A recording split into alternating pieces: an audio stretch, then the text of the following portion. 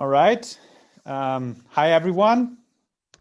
Welcome to the Virtual Market Design seminar. We're going to start in a couple of minutes. Just waiting for some people to arrive. I already have a good audience here. So just let me take the time to welcome you to this new semester of Virtual Market Design seminar and quickly remind you of our rules and procedures. So the speaker will take breaks along the way, and during those breaks you can just unmute yourself and ask your questions. Moreover, I've been told that the co-author, Juan-Pablo Montero, will be present today and will answer questions on the chat. I haven't seen him yet, but I suppose he will turn up. So anyway, ask your questions on the chat. If no one answers them, then try to ask Natalia during the talk. We also uploaded the slides of the presentation to our homepage. So if you want to follow along and don't have a stable internet connection, you can get them there. I will post a link 5 minutes into the talk for your convenience. But you can also just go to our homepage and get them there. So, well, anyways, welcome everyone. Today we are very happy to have Natalia Fabra here, starting off the semester. I think as usual, as most of our guests, or all of our guests, Natalia doesn't need a big introduction because I suppose everyone knows her, who is here today. She's a professor of economics at University Carlos Terciero, always wanted to say that, so this is why I mention it. And she has an ERC Consolidator grant, and I think this is one of the projects that came from that grant. So Natalia, the floor is yours. Thank you so much, Vitaly. Thank you to all of you who are here. It's a great pleasure to be sharing our work on technology neutral versus technology specific procurement. And this is a joint work with Juan-Pablo Montero. So let me start straight with the research question that we want to address. And for this matter, I think of a principal who is imperfectly informed, and she needs to procure multiple units of a good, and this good can be produced with several sources that I'll be generically referring to as technology. So think, for instance, of a regulator who wants to procure renewable investments, and these investments can be carried out with either wind, solar, hydro technologies, among others, or she wants to procure investments in energy storage, for which investors can either propose to invest in batteries, hydrogen, pumped hydro, or think of a completely different setting with a central bank willing to inject some liquidity into the economy and being willing to do so in exchange of either good or bad collateral, or more generally, think of a firm who wants to procure some inputs or services, say consultancy services, from various countries. So the question that we want to address in this paper is, how should she do so? And we are not going to characterize the optimal mechanism. Rather, we are going to consider existing mechanisms that are often used in practice and try to understand when is better to use one or another. So in order not to tilt the comparison in favor of some separation across technologies, say a technology-specific approach, we are going to start with neutral preferences. That is, this principle is indifferent as to whether these consultancy services are provided in Germany or in Spain, or as to whether renewable investments come through solar or through wind. So the question is, does this neutrality in preferences also implies that she should be using a technology neutral approach, or are there any benefits or also cost of relying on a technology specific approach? Instead of going for one extreme or another, is it good also to rely on some sort of partial separation across technologies, that is, have the various technologies competing within the same mechanism, but favoring one over another? Throughout the analysis, we are going to assume that the bidders or market participants are competitive. And then we are going to try to understand what happens if we add market power. Is market power affecting the choice between these approaches? And yet, we also want to understand something which is quite relevant in practice, which is whether instead of relying on quantity mechanism, that is auctions, whether she should rather rely on price regulation, that is post prices, a single one or different prices for the various technologies. And as we try to answer these questions, we want to understand what are the trade-offs involved and what do they depend on. So even though there's many examples that we believe fit into this broader, our leading example has to do with fundamental challenge faced by regulators worldwide, as they have to increase investments in renewables in order to reduce carbon emissions in the economy. Here you have a picture that basically is showing that from now until 2050, we have to heavily invest in renewables in order to achieve almost carbon-free electricity markets. And all the various colors that you see there really represent the various renewable technologies that we can rely on. So what is the optimal mix, and how should we procure that mix of the various technologies? In practice, an instrument being used for this matter. Regarding quantity instruments, a widely and now commonly used mechanism is to rely on auctions for these investments, but some countries also rely on tradable quotas in order to promote these investments.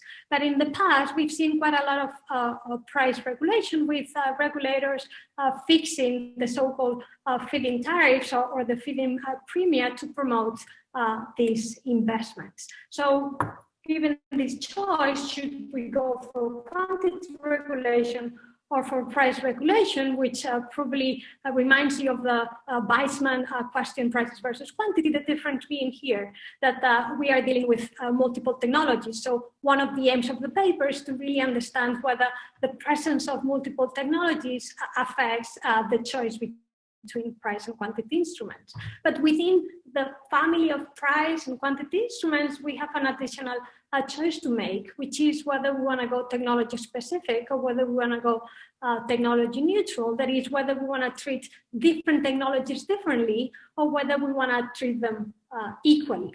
And when I refer to technologies, keep in mind that I'm really referring to whatever observable characteristic we can make regulation contingent on. It could be technologies, but it could also be a scale, or it could be a location, among others. In between these two extremes of technology-specific and technology-neutral schemes, we also find sometimes some hybrid schemes, which are a technology-neutral approach that is somehow corrected. So for instance, suppose that we are running an auction for wind and solar projects, but for whatever reason, we want to promote wind a bit more.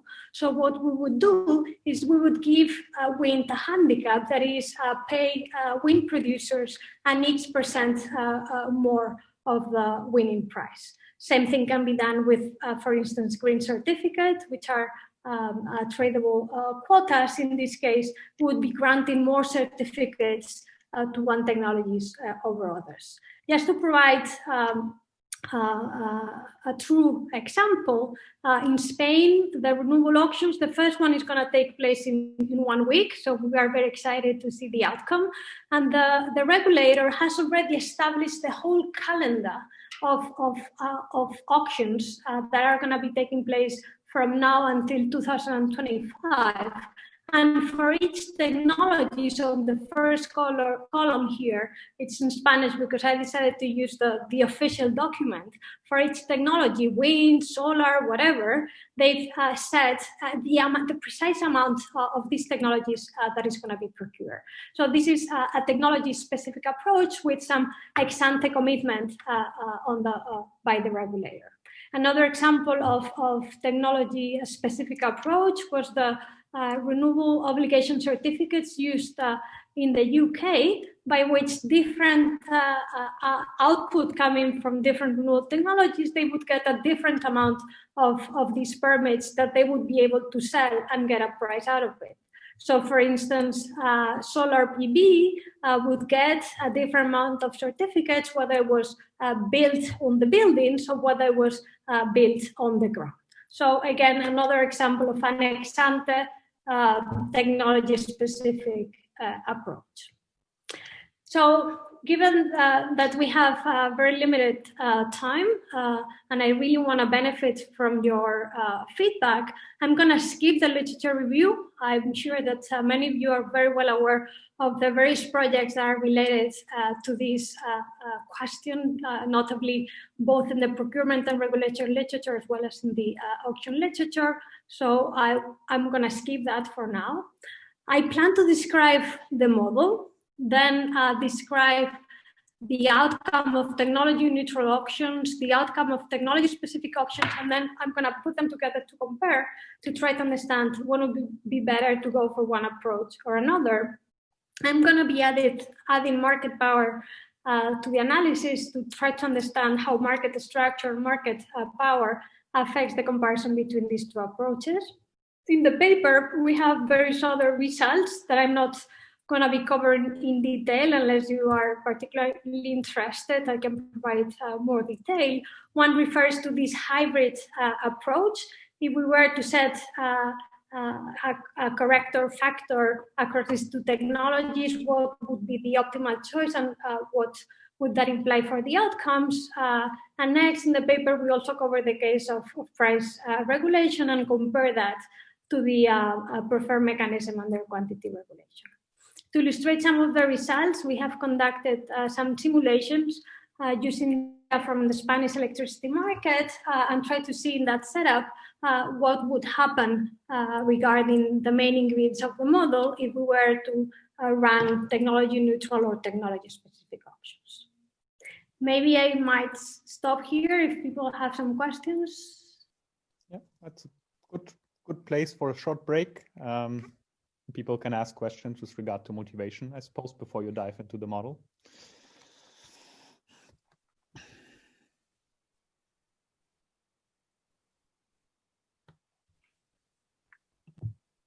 I think I could move forward.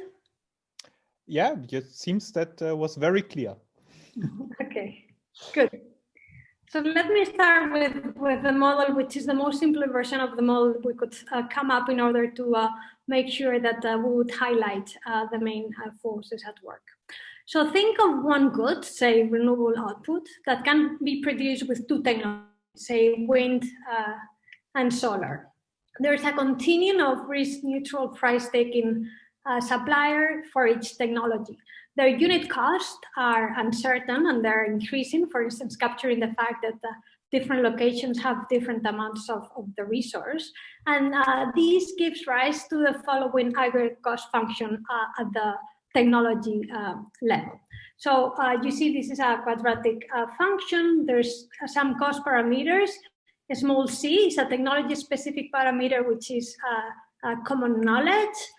Without loss of generality, we denote technology one as the low-cost technology, and I'm going to be using delta C to denote the difference in this cost. And C double prime is the slope of the marginal cost function, which is also common knowledge.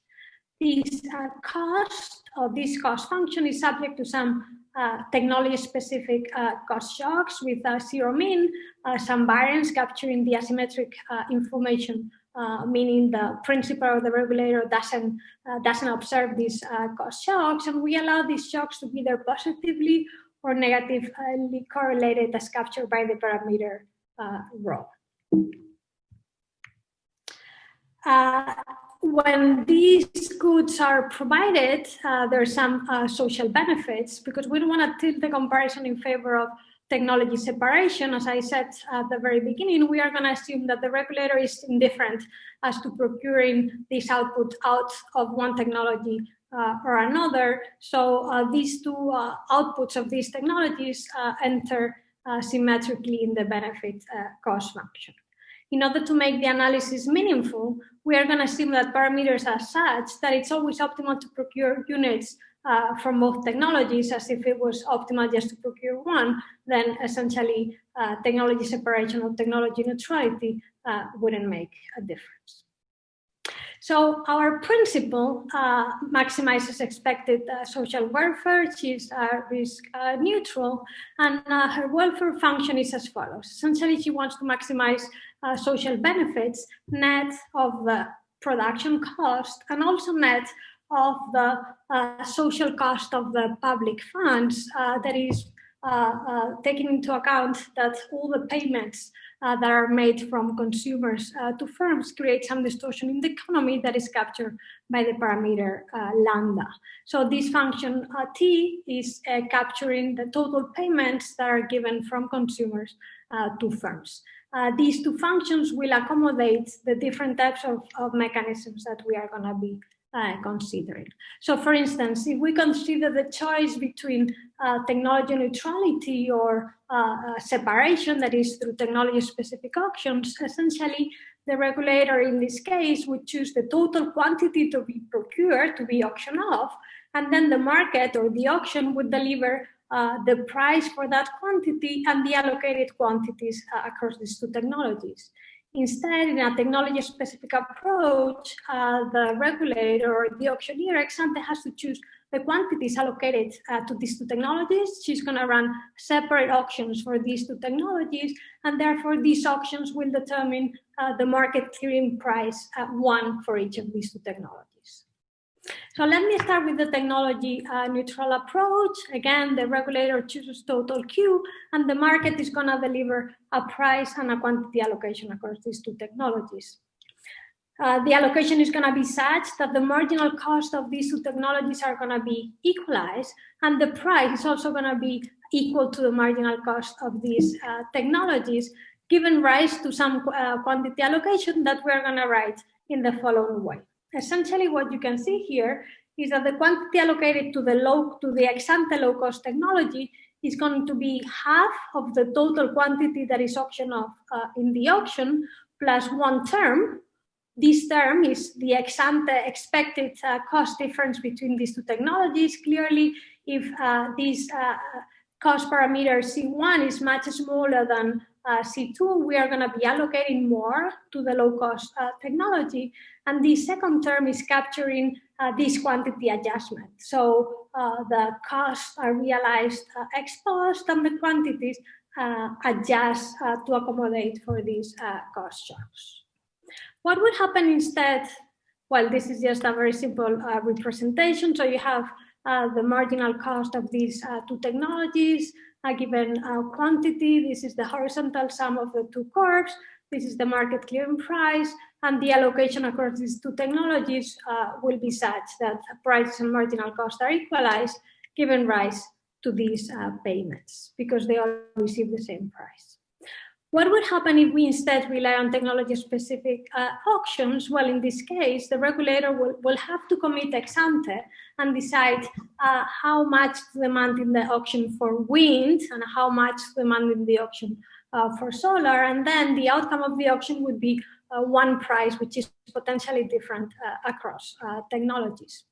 In this case, because the auctions are separated from each other, the price in each auction is going to be equal to the marginal cost of that technology. And the regulator has to choose how to allocate, how to decide ex ante this allocation, right? And what she's going to do is she's going to set this allocation Q1S and Q2S so as to equate the marginal social cost. And what does this depend on? It depends on the marginal cost without the cost shock, because by the time she's deciding on this quantity allocation, the regulator doesn't know this theta parameter.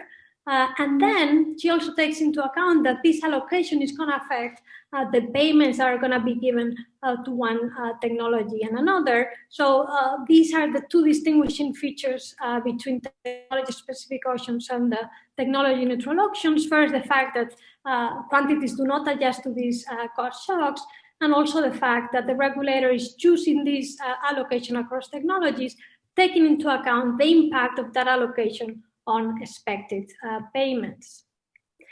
If we rewrite the solution of this equation similarly to what we did before, we find that this is the allocation chosen by the regulator. And what do we find? We find again that Q1, that is the allocation to the ex-ante low-cost technology, is half of the total quantity plus one term. And this term now, which is the difference between what allocates to the low-cost technology and to the high-cost technology, is now smaller than under technology neutrality. The quantity allocation is distorted away from the cost-minimizing allocation. In particular, the difference between the allocation for the low-cost and the high-cost technology is now narrower, and is narrower the larger is lambda, the more I care about the given payments to firms. And why do I do so? Well, I do so because I decide to distort the allocation in order to reduce payments, even if that comes at the cost of incurring into efficiency losses. Indeed, if in this formula you take the limit and lambda tends to 0, that is, the regulator doesn't care about payments, the allocation would not be distorted as compared to technology neutrality. But the more I care about trends, the more I distort ex ante the allocation across technologies in order to reduce those payments. So well, again, a very simple graphical representation. The blue lines represent this ex-ante allocation of the regulator. So as you can see, the difference between the low-cost and the high-cost technology is narrower as compared to the case of technology neutrality.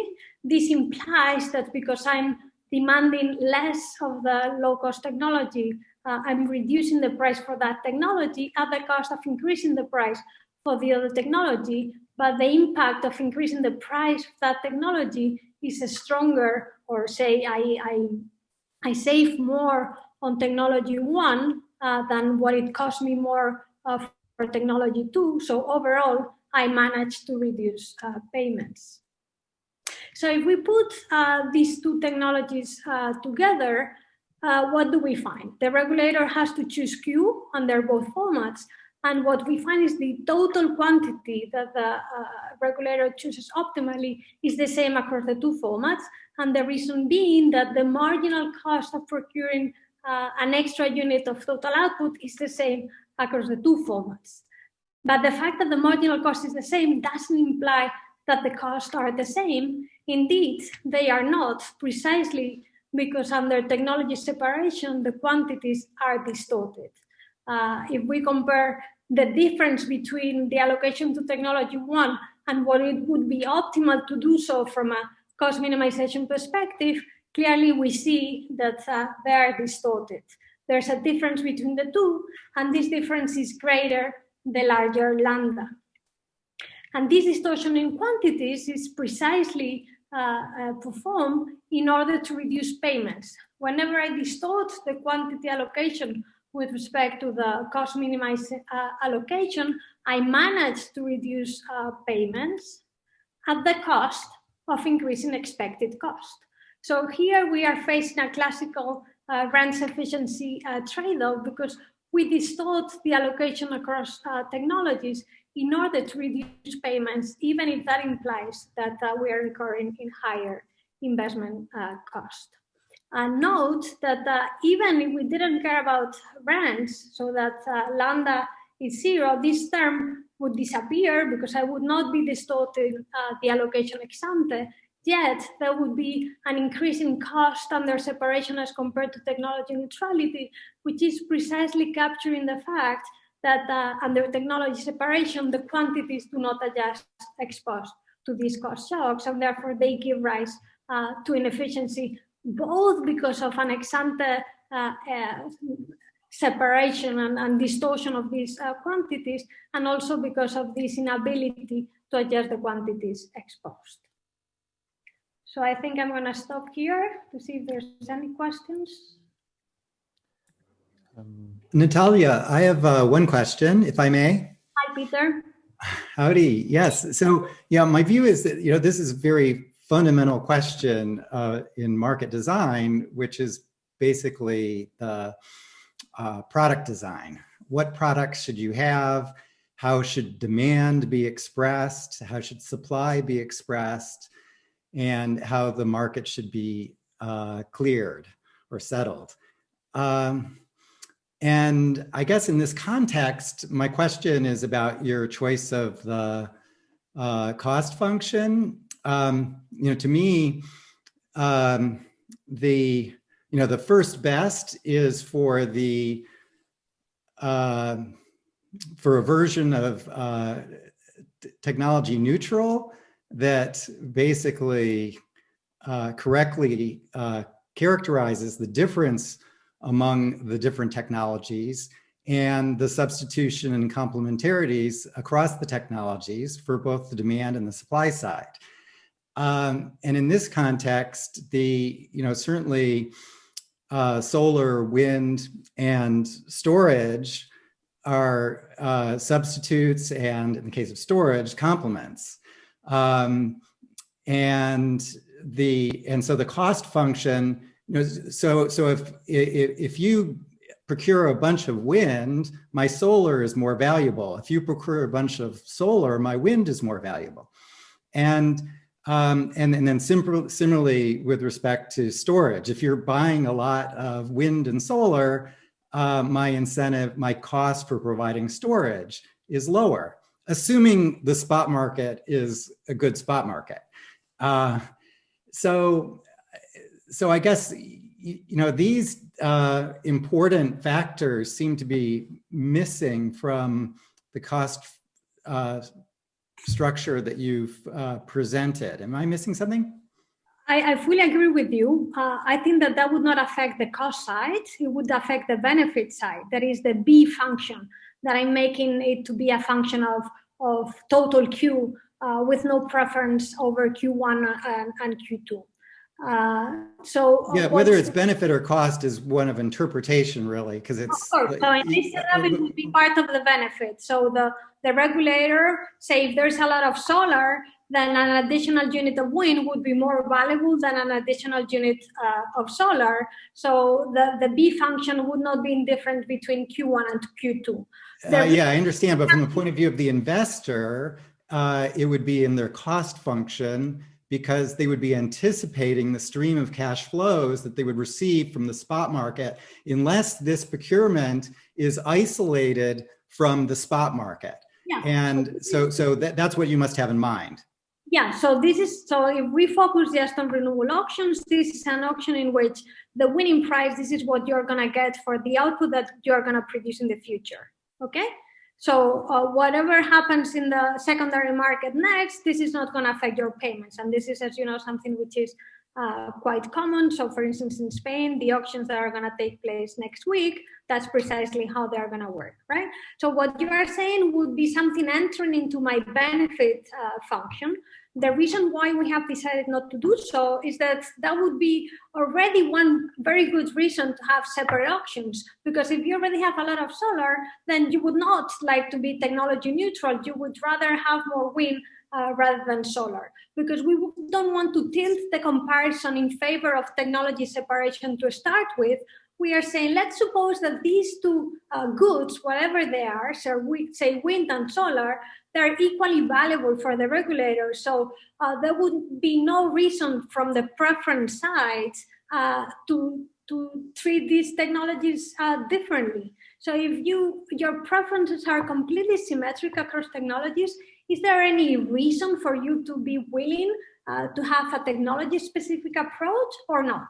Because as I understand, the conventional wisdom is it's better to be technology neutral, because if you are technology neutral without information, you are letting the market reveal those cost shocks that you cannot see, right? Yes, I agree. But it's important that in this technology neutral environment that the differences across technologies are properly representative. Absolutely, I cannot agree more. But if we do so, there would be an extra reason to go for technology separation on top of the one that we're already pointing out.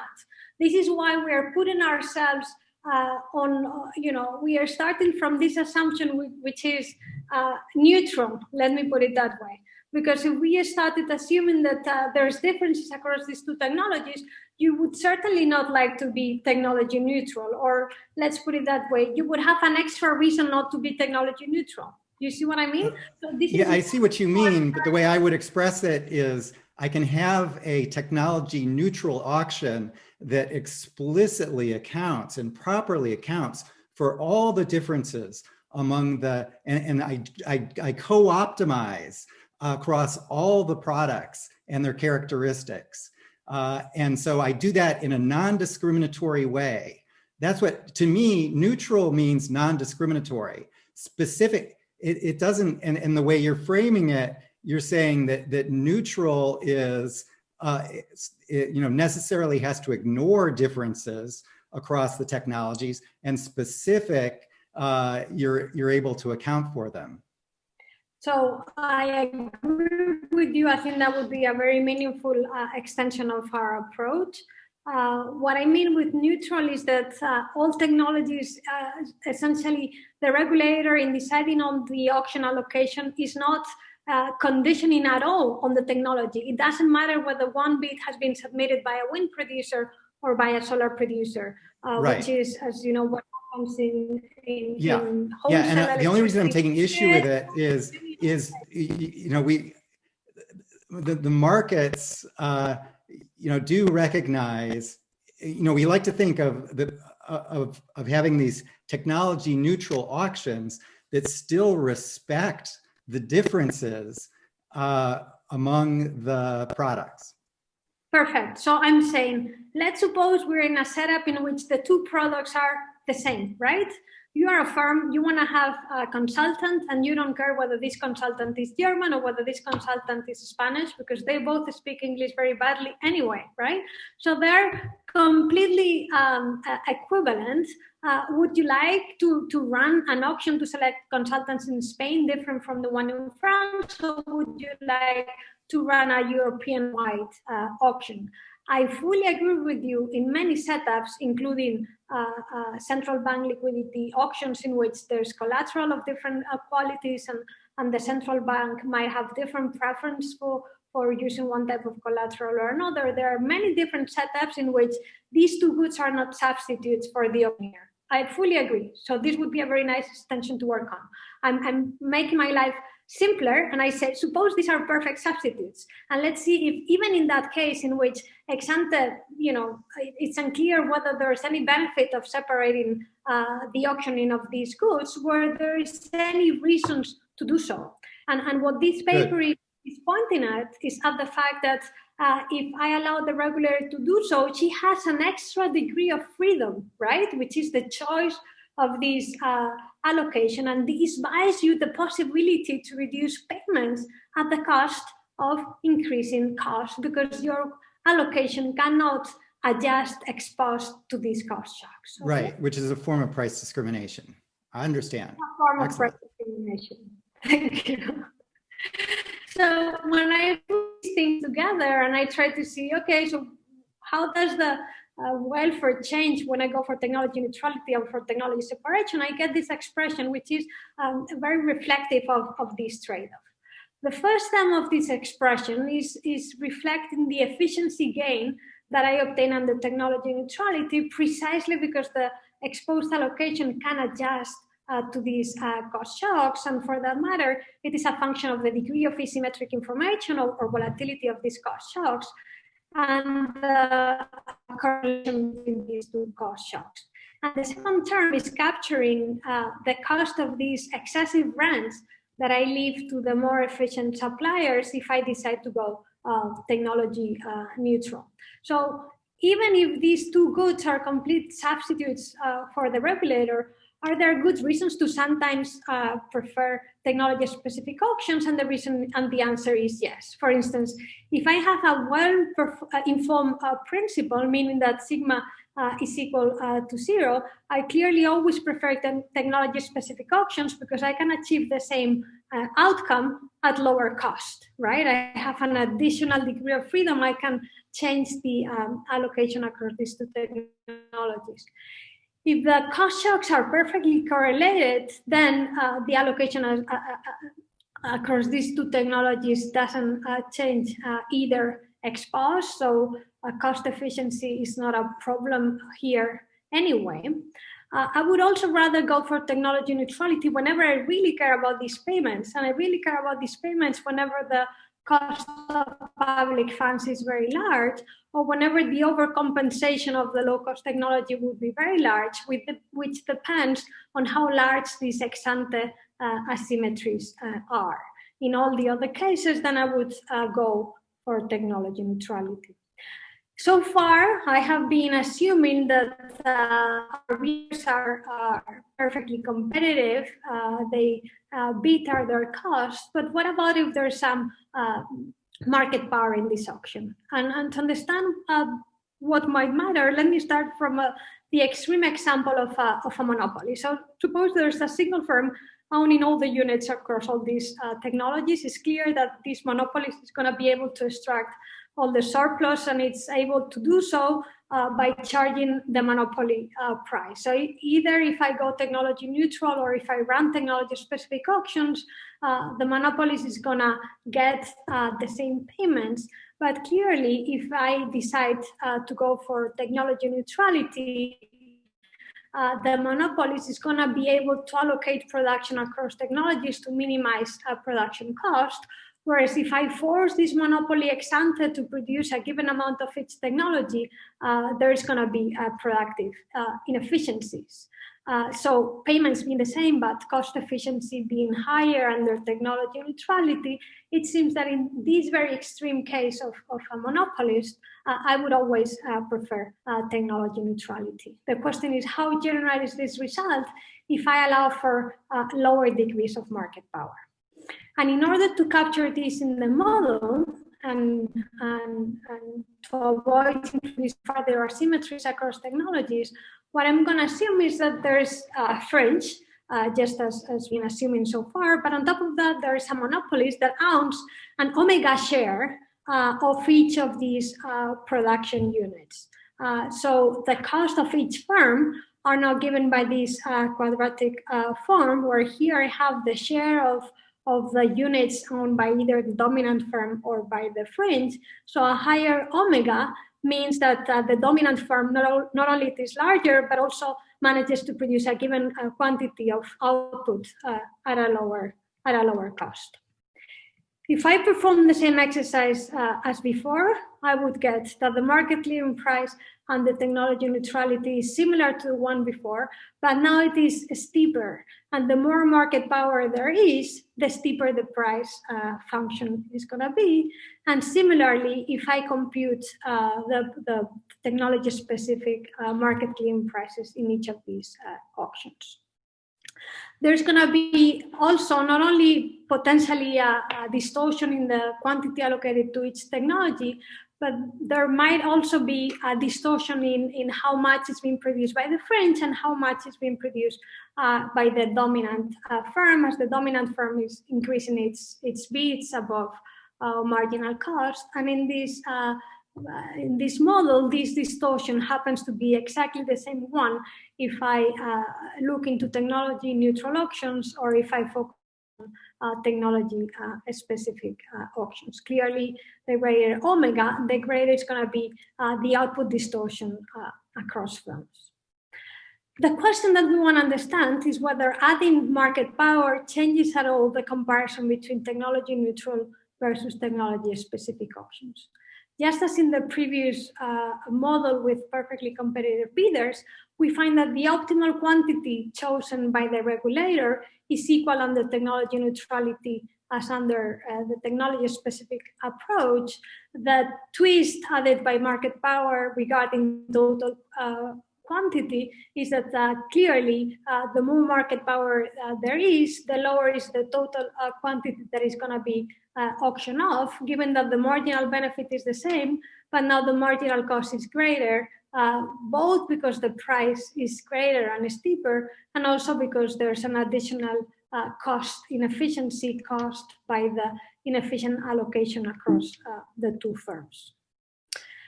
But there's an additional twist that affects differently the outcomes under neutrality and under separation, which is the fact that in response to higher market power, the regulator, the auctioneer, finds it optimal to even distort more the allocation across technologies. And the reason being that the price curves now become steeper, so it pays more to even distort more the allocation, because that allows to reduce payments more. So what we find is that market power reduces welfare under both approaches, as it is quite intuitive. But the welfare reduction is greater under technology-specific auctions, precisely because this ex-ante distortion across technologies is also greater. So if we add market power, technology neutrality is being favored relatively to the case of no market power. Are there additional questions regarding this analysis? Okay, so let me jump very briefly, because I'm running out of time, to at least give you a sense of the various exercises that we perform in the paper. One refers to technology banding. So it's this idea that I give a handicap to one of the various technologies in this attempt to minimize costs, but also try to reduce payments. And one way to do so is to give a handicap or to increase the price that I end up paying to one of the technologies, the high cost one, by a factor alpha. It's clear that if I can choose alpha, technology banding is by construction going to dominate pure technology neutrality, because I can always achieve technology neutrality simply by setting alpha equal to 1, but I have an extra degree of freedom, which is to increase alpha above 1. It then allows me to increase welfare. On the other hand, through banding, I cannot replicate a technology-specific auction design. And the reason is that if I try to increase alpha a lot in order to reduce payments, essentially I might be ruling out completely one technology instead of having the two technologies being procured across two different auctions. So what we find is that there's cases in which technology-specific auctions dominate banding. It's true that banding allows to reduce payments by reducing the asymmetries across the two technologies, but it also creates an additional distortion because I'm distorting the optimal, so under pure technology neutrality, say alpha equal 1, I'm not distorting the allocation across technologies with respect to the cost minimizing allocation.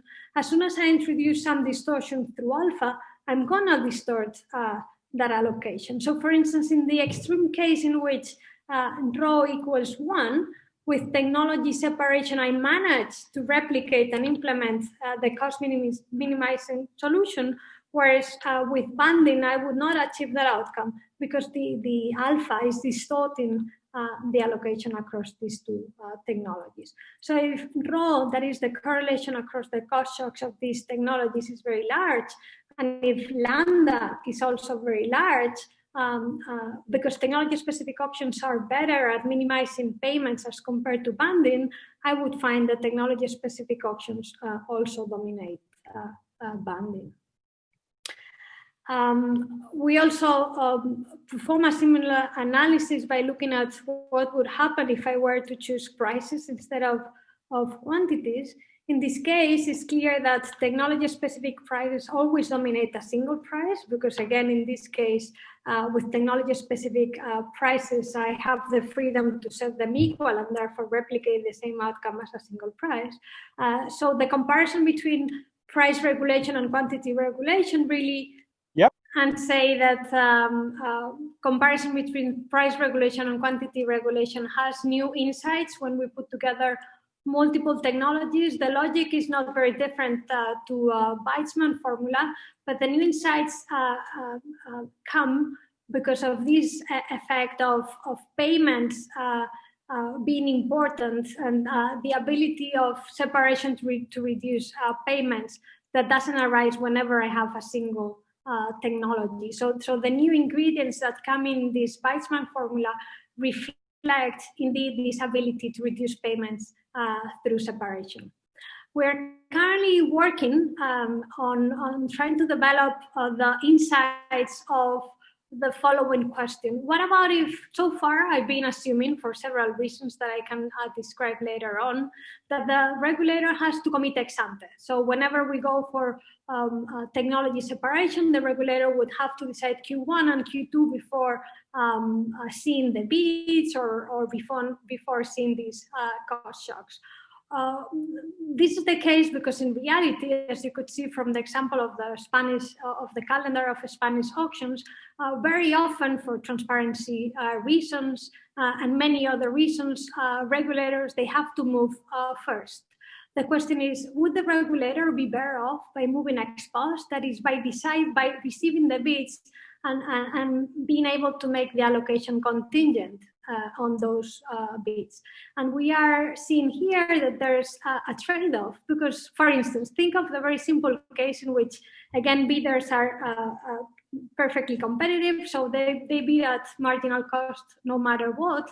It's clear that moving ex post and using a technology-specific approach would dominate any others because the regulator would simply receive those bids and therefore make the allocation given those realized costs. That is as if she was facing no asymmetric information. She would be able to achieve maximum efficiency while reducing payments. But things are different if bidders are strategic, because if I let bidders decide first, I'm putting on their hands a very powerful tool in order to change their bids, in order to have an impact on the final allocation of the regulator. So there might be a trade-off between moving ex post to benefit from this additional information, but if you move ex post, you are reducing your ability to reduce payments through separation because you're going to allow the strategic bidders to change their behavior ex ante. So we are currently working on that. Any insights would be most welcome. We've been working on some simulations, as I told you before, to illustrate the importance of these issues in the context of the Spanish electricity market, because I really want to hear Vitali's comments and your own comments. I'm not going to cover this now. For those of you interested, you can find the outcomes of this numerical exercise in which we provide some orders of magnitude of the relevance of the various effects in this rent efficiency trade-off in the paper, as well as in the slides. So, Vitali, I think I should give you the floor. Thank you so much. Thank you. Just one note, Juan-Pablo, you wrote the answer to Peter directly to me. So you should just copy and paste it to the chat, to everyone. So there is a drop. I will. Yeah, I will. Yeah. Okay. Perfect. Good. All right. Thank you. So let me make a couple of points. So I prepared a couple of slides. Okay, that would be it. All right. Good. Okay. So all right. So thank you again. Well, very German. Thank you. Thank you again for presenting this very interesting paper. It was also very delight to read. So I'll just kind of try to make a very quick summary of what I think the paper is about after reading it. And then I just give a couple of comments with regard to what was my thoughts reading the paper. So yeah, sure. So what's the problem? We have two different technologies that are perfect substitutes and that have different cost structure. By the way, Coming back to your discussion with Peter, I fully bought this whole substitutes thing in the introduction, that this is a very good benchmark to look at. And if you would assume something else, that then it's of course would tilt the whole model in favor of discrimination. So this was very clear in the introduction. The buyer cares about efficiency and also about revenue through kind of this shadow cost of public funds that is also very prominent in Tirol's work from the 80s. And the question is then, when do we want to choose technology neutral, technology specific, or the bundling auction that you touched upon briefly, but it takes a kind of a bigger role in the paper. Okay, what are the results? If the variance goes up and the correlation down between the cost functions, neutral auctions will dominate specific auctions.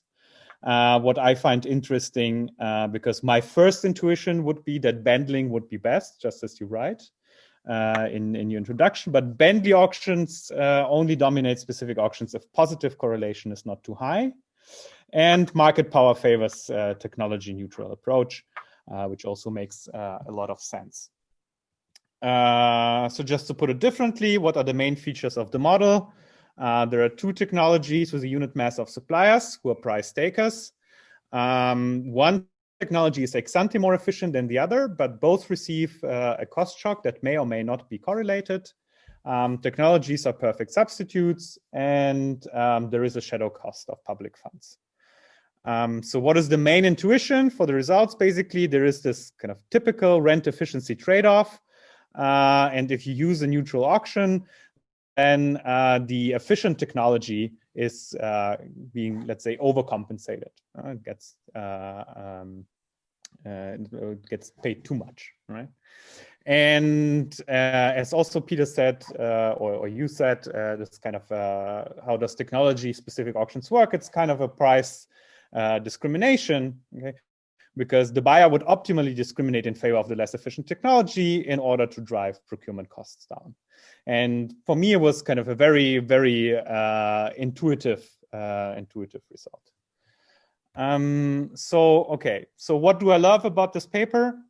So it's in a sense where I struggled a little bit in the beginning to understand the model because I'm more familiar with different set of models. But in the end, after you got everything, it's really simple. It's really parsimonious.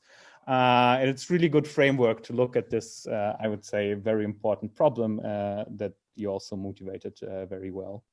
And I think the model is complex enough to give meaningful insights into multi-sourcing, in particular when it comes to perfect substitutes. I think this is the main story, and it makes a lot of sense.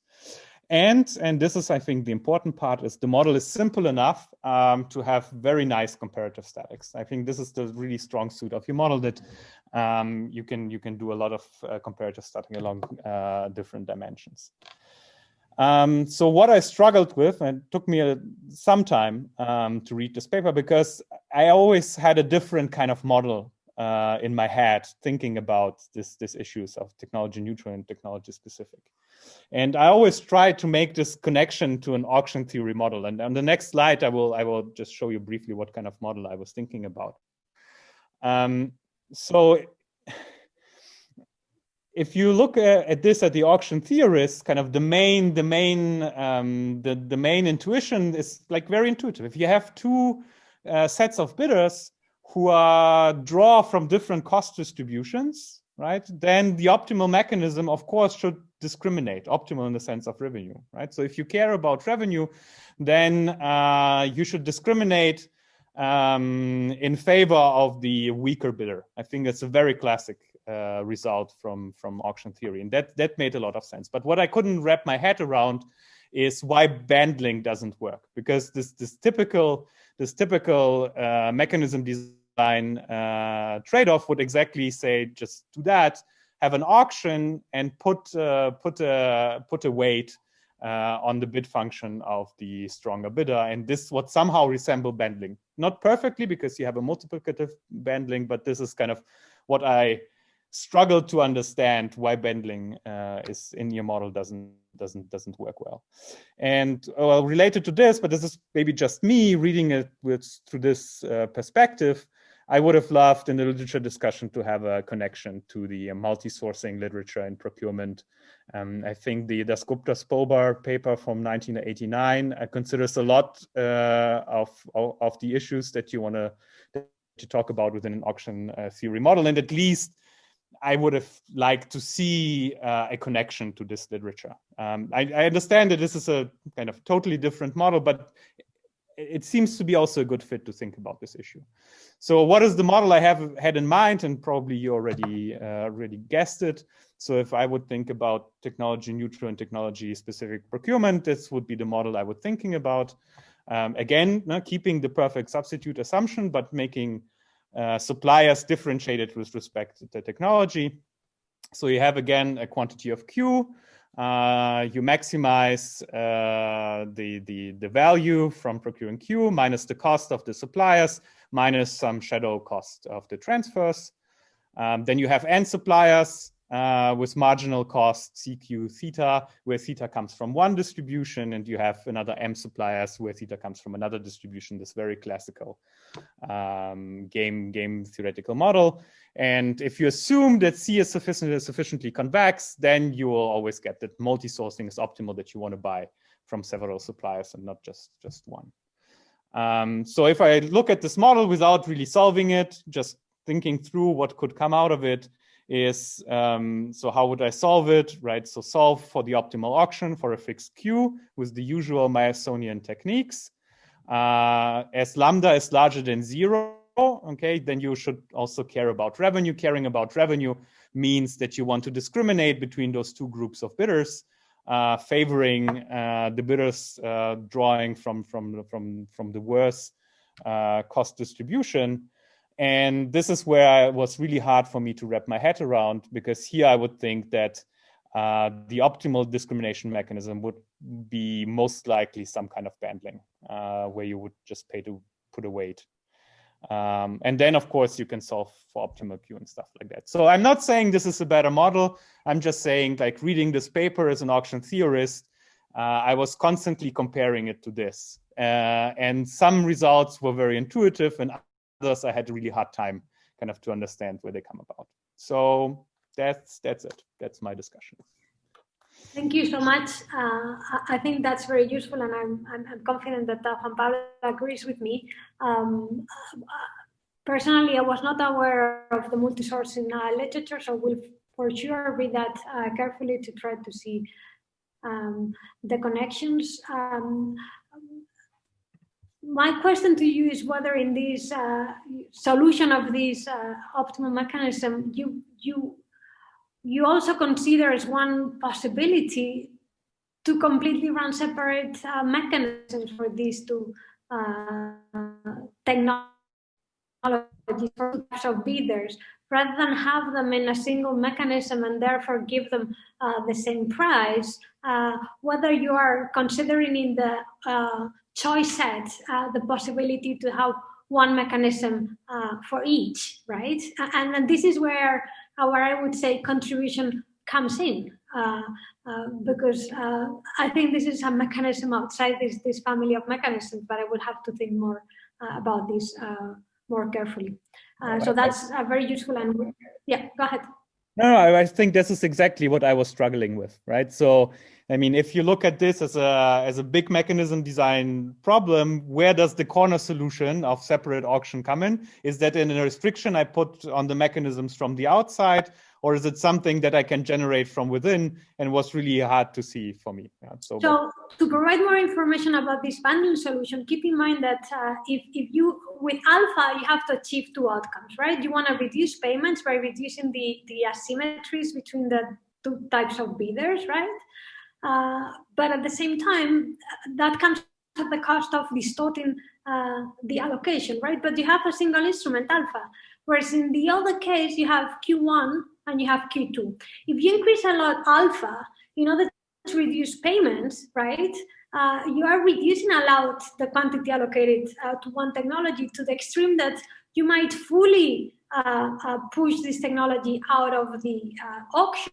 So you would have just one technology, right? Whereas in the other case, you can manage to reduce payments while being able to procure the two different technologies. So one is not a special case of the other, and therefore it's not encompassed. It's not part of this continuum of potential solutions. Okay, it's not something in between, which to us, initially when we started looking into it, we had the same intuition as yours. Let me simply refer, I saw Peter Crampton also had this very important question, which I briefly referred to at the end of my talk, which is, why is the regulator ex ante to this ex ante commitment efficiency loss, right? And let me give you two types of answers. The first one is that we see regulators committing ex ante, okay? And the Spanish case is not just the only case. There's many cases in which regulators commit to saying, we want this much of this technology and this much of this other technology. So there must be something there that we are missing. It might well be outside of the model. So think, for instance, of the, again, example of renewables. We think about a practice.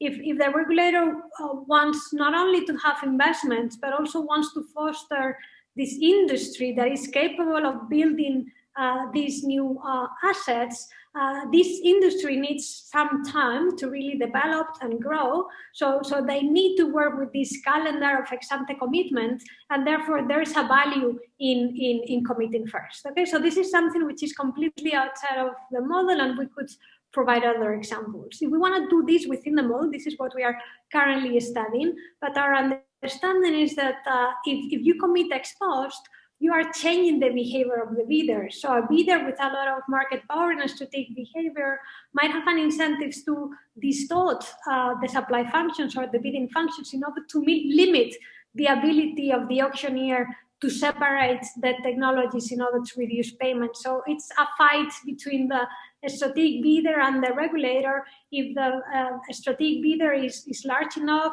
if she has a lot of market power, she's going to limit the regulator's ability to reduce payments through separation. So again, there's a rent efficiency trade-off between moving ex ante or moving ex post. But again, this is something we are working on.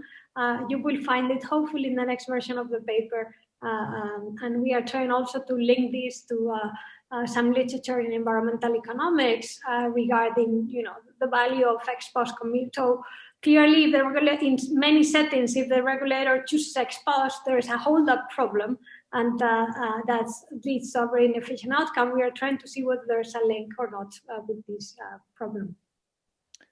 All right, thank you. But let me make two final remarks. One of the co-organizers here, Marion, has a very nice paper about what can go wrong as the regulator chooses quantities ex post with the example of German wind auctions.